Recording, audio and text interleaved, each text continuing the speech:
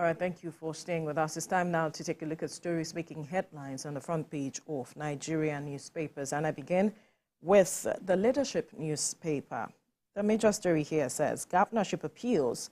It's Judgment Day for Sule Fubara Oburewori. And the writers here say Supreme Court decides 13 cases from 6 states, including Ogun, Taraba. Uneasy calm in Nasarawa, Rivers, Delta, Gombe. And to some other stories, Labour threatens mass protest over insecurity. Labour threatens mass protest over insecurity. At the top corner, we have Afghan Super Eagles bounce back, beats Côte d'Ivoire 1-0. Emefiele to be arraigned on 20-count charge today.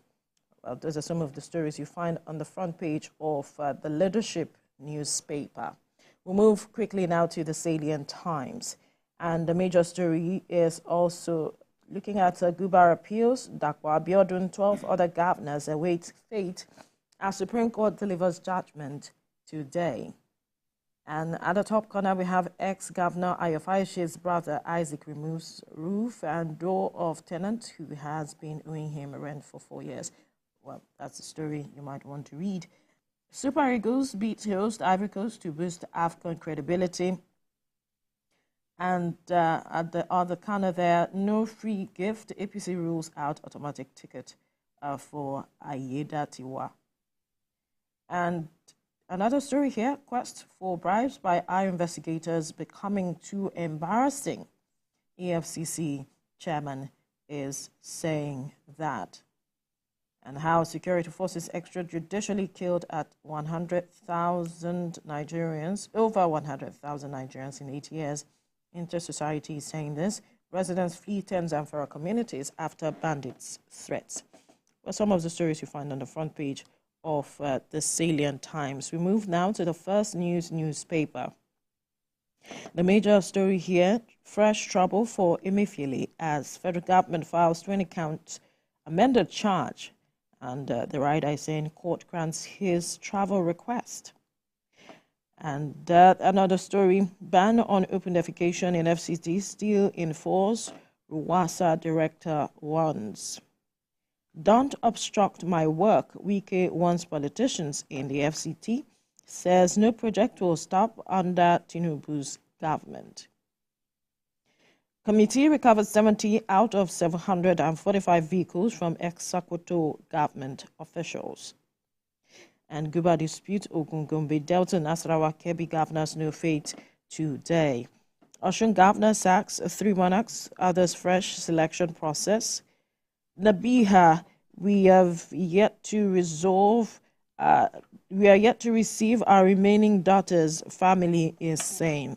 Remember the family whose daughter was kidnapped and one of them was killed in the process. Now, security agents killed over 100,000 Nigerians in 8 years, Inter-Society is saying. Ibadan explosion, residents fought rescue operations approach. Some of the stories you find on the front page of the First News newspaper. We move now to the Nation newspaper. The major story here, for the government charges Emefiele with lying to obtain $6.2 million. Ex-CBN boss awarded multi-million naira contracts to family members. Hearing begins. And at the top corner, refund 75 billion naira COVID-19 cash, House panel tells ministry. And Eagles shock elephants. Adeleke deposits Ikiru Igbajo monarchs. Honors for Ayoko at 91. All right. Ibadan explosion, 2 more bodies recovered. Abiodun Sule Oburewori, Idris no fate today. Some of the stories you find on the front page. And quickly at the downstrip, you have South Governors Unite for Regions Growth. Obaseki is braced. Chair. Right.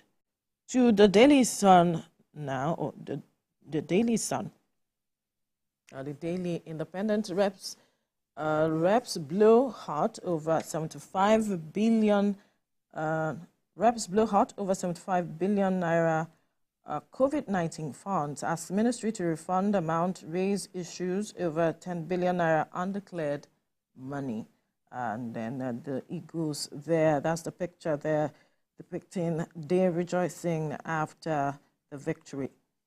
Ibadan explosion, 58 houses affected. Nema is saying Kalu expresses sadness, urges full-scale investigation. Enugu government arrests 6 other over alleged illegal mining. Afghan Super Eagles beat Elephants of Cote d'Ivoire. And another story here, Abia TV invasion, 4 policemen face room trial. Army uncovers bunkering sites with 3 million liters crude oil in rivers.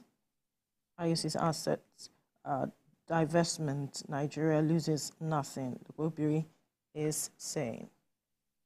And we move to the Guardian or the Daily Independent now.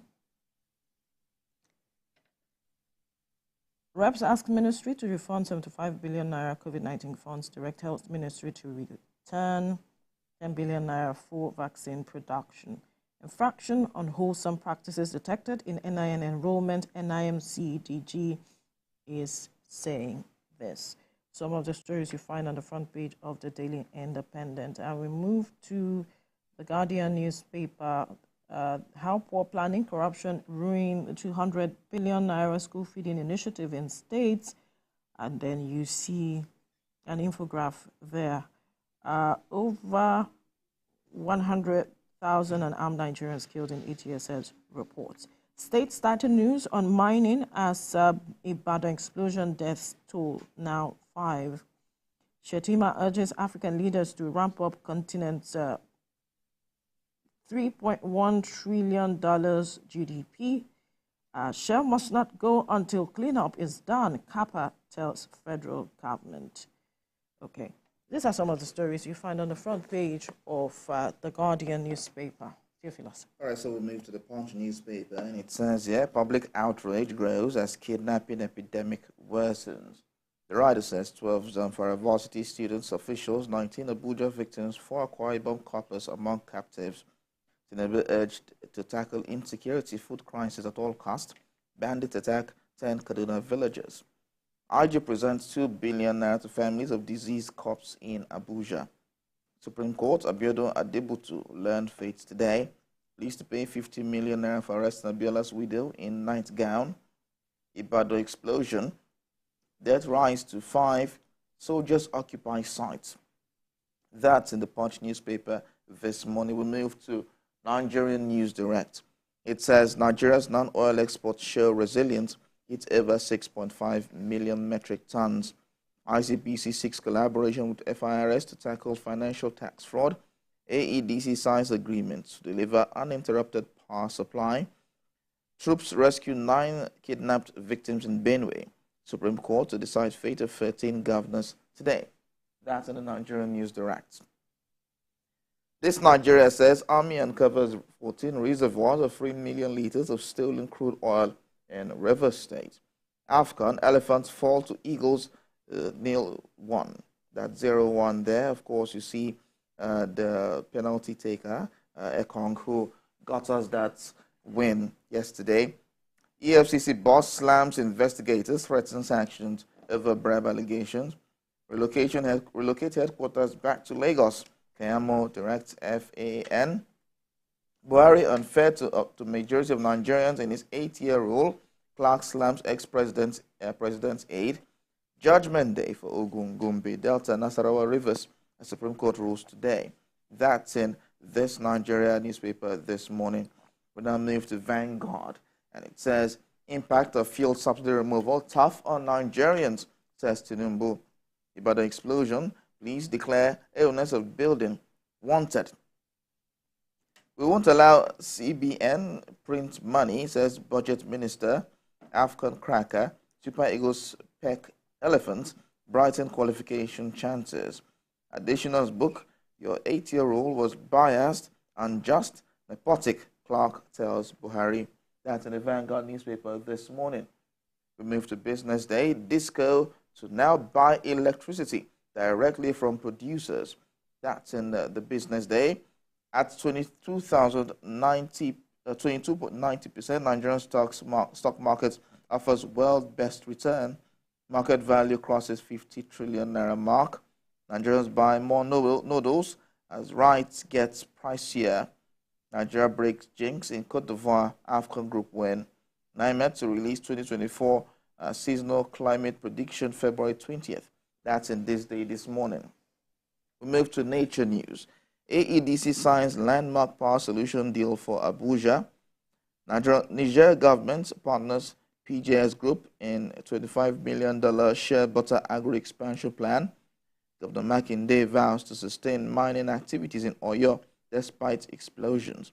Federal government allocates 1.6 trillion naira subsidy for electricity consumers. Still, Nigeria's fossil fuel production surges to 1.4 million barrels per day, says OPEC. Ondo government takes decisive action to halt Ayetoro ocean surge. Kogi government implements stringent measures for mining consent. That's in Nature News this morning. All right. That's all we have on the papers this morning. So many issues, of course, on the front pages, especially the matters of governors from the states, the 13 states that will be looking at knowing their fate today, because the matters will be decided, or else it will be started bad. But there are also some other stories with regards to this one: poor planning, corruption, ruin, the school feeding initiative in states, about 200 billion. You find that story on the front page of the Guardian newspaper. This matter of the school feeding initiative is also part of what we see that is part of what is happening at the humanitarian ministry. It's part of what they handle.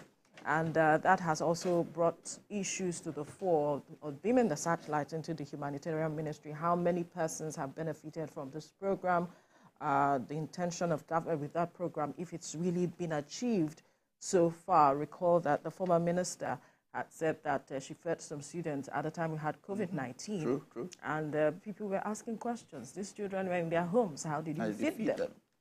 So many issues with regards to the poor planning, management, and corruption, ruining efforts of initiatives of government. But we hope that as the government looks at, rebranding that ministry, so to speak, even though there are those who have said, scrap it, come up with some plans such that we can insulate whatever plan you are coming up with from corruption. We hope to see what the government will be able to achieve at the end of the day. But then, how far have we gone with addressing this matter of poverty and feeding children?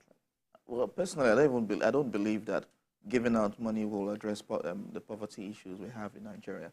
I think proper implementation of policies, economic policies actually, will help that, because we do not need, like they say, do not give me fish, teach me how to fish. So if we can see the policies of government and we'll see that, okay, for instance, the price of fuel goes down because we're producing our own fuel, and price of foodstuff goes down because we have motorable roads that lead from villages to the city where these foods are coming from.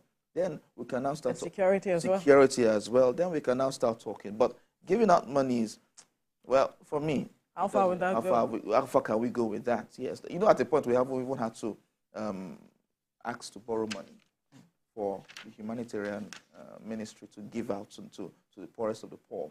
How far have we gone in that? Have we even defined who the poorest of the poor That's it. Really is? Who are they? Who are they? We talked about the social register. Who are those on that register? Have we been able to investigate to really know that these persons are even getting the monies that we say we are giving to them, handing out to them over the years? But that is left for the ministries in charge to do.